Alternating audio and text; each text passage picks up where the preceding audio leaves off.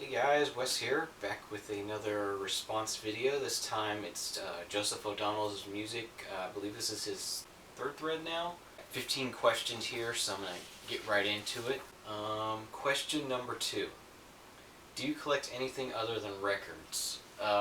Yeah, I tend to be kind of a pack rat. I save a lot of things. I have a lot of books. It's kind of a collection. I don't know if it's a collection, more of a buying things to read or DVDs to watch or whatever. Um, I'm also a car guy, so I have a lot of spare parts that I sort of collect. It's not really collecting for collecting's sake. It's collecting to have spares of things, and then there's tools for working on cars that are kind of like a collection. You have specific automotive tools that only serve one purpose that you may use once every couple of years even, but when you need them, so you want to have them on hand. So I sort of have a collection of that, and I have a Hot Wheels collection, and I do some amateur racing, so there's the trophies that go along with that. So I have walls full of trophies. I don't know, I just have a tendency to sort of collect things, not necessarily for collecting's sake, but just acquiring things that have some value to me that I just keep. So I'm not really one of those people that has like a real super clean place or anything. It's kind of a little bit cluttery. Let's see, what's the next question here? What's the scariest song in your collection? I thought about this one for a little while. Couldn't really think of anything really scary. So what I came up with is there's a song on here that DJ Jazzy Jeff and the Fresh Prince they did called "Nightmare on My Street." It's kind of back in the day when all the Freddy Krueger movies were coming out. It's kind of a scary song. You'd have to listen to it, but he's this dream about Freddy coming in to attack him, and then it turns out it's real. And it's a pretty crazy song, but it was kind of scary at the time when it first came out. I was only 11, I think, and it was somewhat scary to me. Okay, number 4. What is the biggest section of your collection? I'm guessing it's like M's, probably. I really haven't I have a section of my collection that I've sort of sorted and listened to and cleaned, and then I have another section of my collection that's just completely random stuff that I haven't listened to or gone through or anything yet. So it's kind of in between, but right now like an M section is pretty big. The B section is pretty big. The F section is pretty big just because of Pete Fountain. Okay, next question. How do you transfer your vinyl into MP3s? Okay, I'm going to have to move the camera for this one, so let's flip this around and I'll sort of explain this process. Okay, so first off, hopefully I'm in the frame here, but turntable goes into the preamp, which is back here in the back. Like I said, it's a Behringer preamp.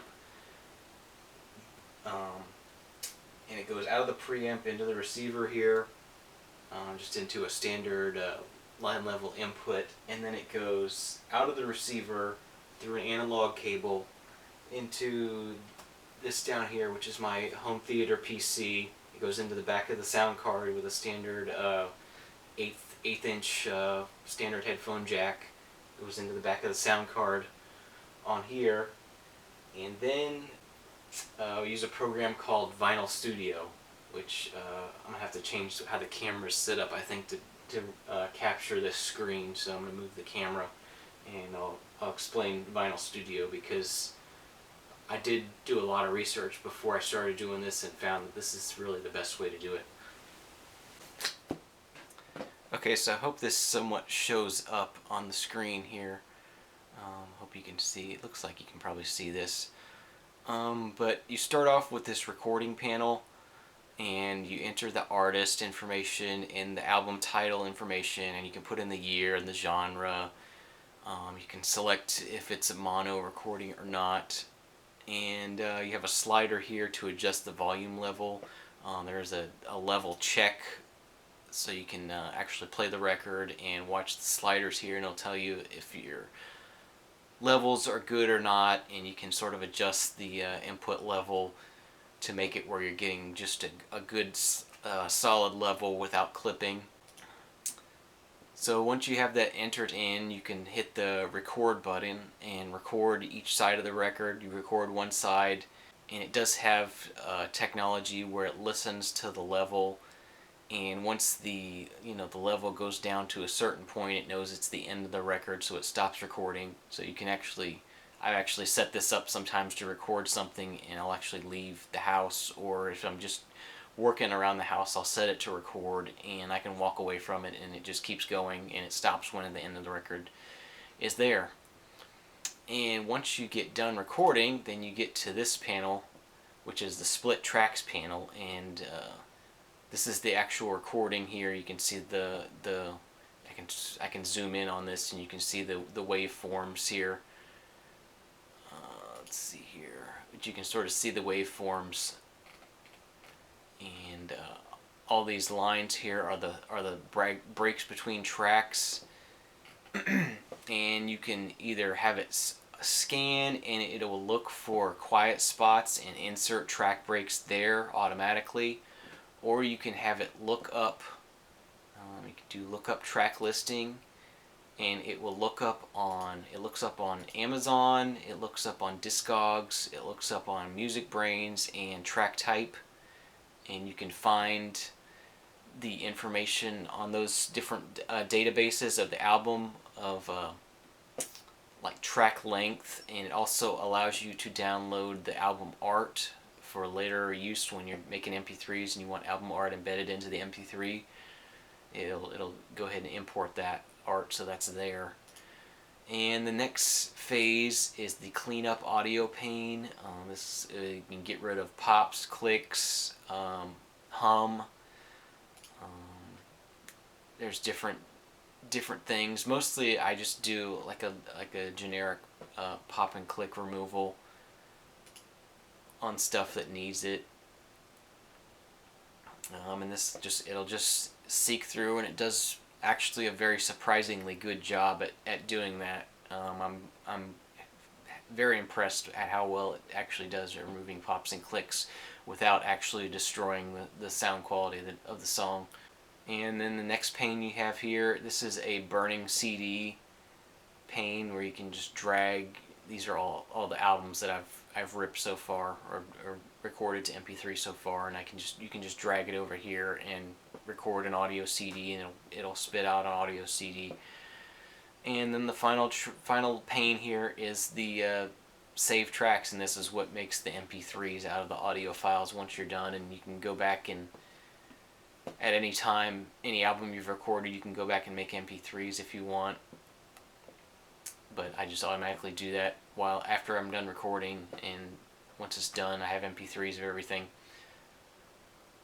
So that's Vinyl Studio. It does cost about $30, but for me it's worth it just because it does everything in one program. It's very automated as far as looking up the track listing, getting the album art, doing the cleanup, pop click removal, splitting the tracks. All that stuff is it's just sort of automated, and it's you click through these 5 panes here and just sort of work your way through, and you end up with digital versions of the album. So that's pretty much that.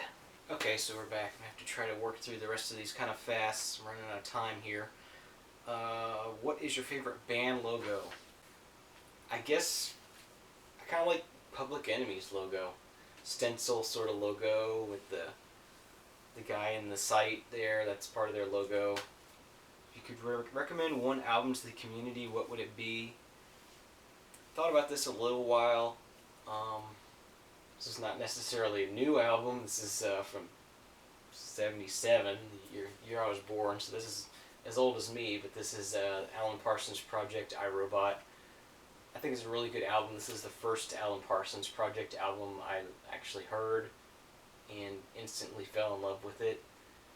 Um, so I really like this one a lot. I think everybody should be able to get it. It should be pretty reasonable to buy once you find it. It's pretty easy to find as well. It's sold well.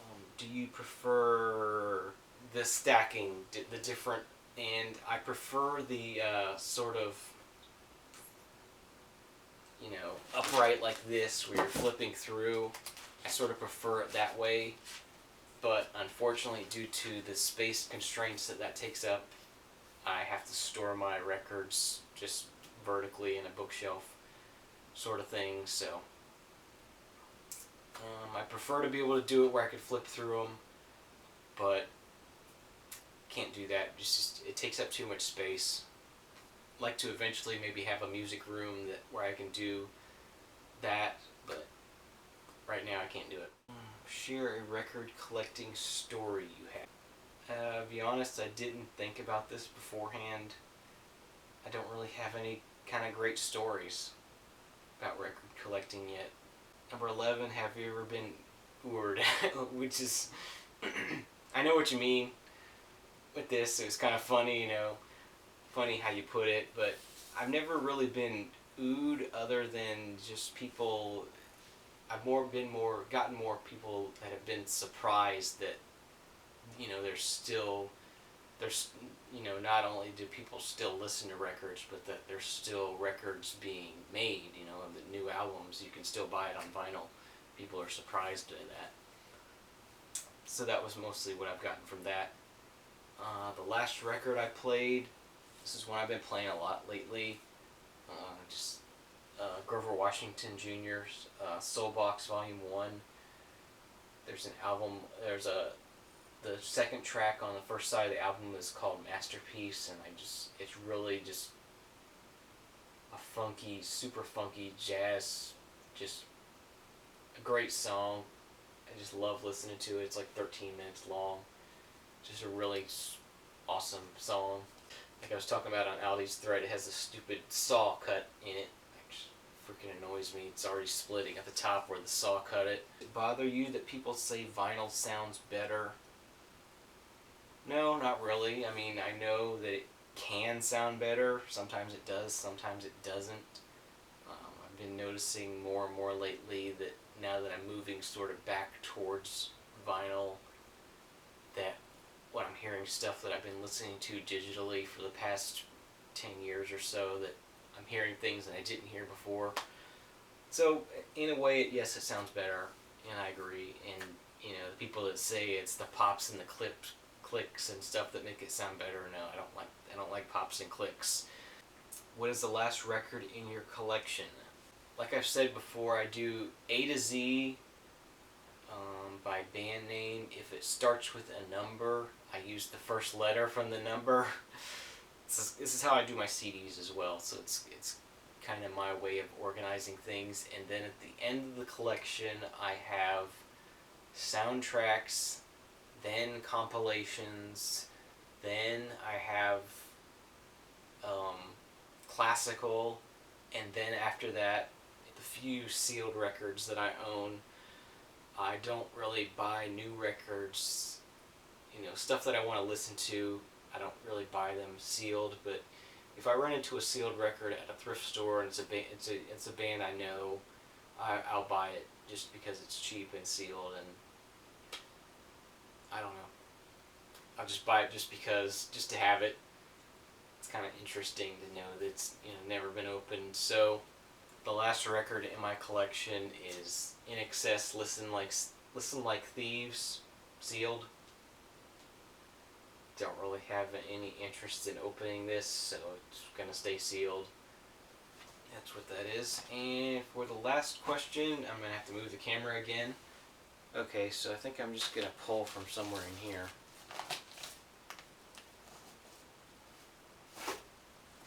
Well, that's not gonna work.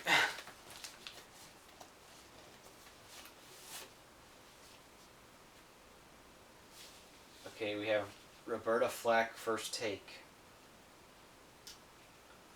Don't really know anything about this. This is from 1969.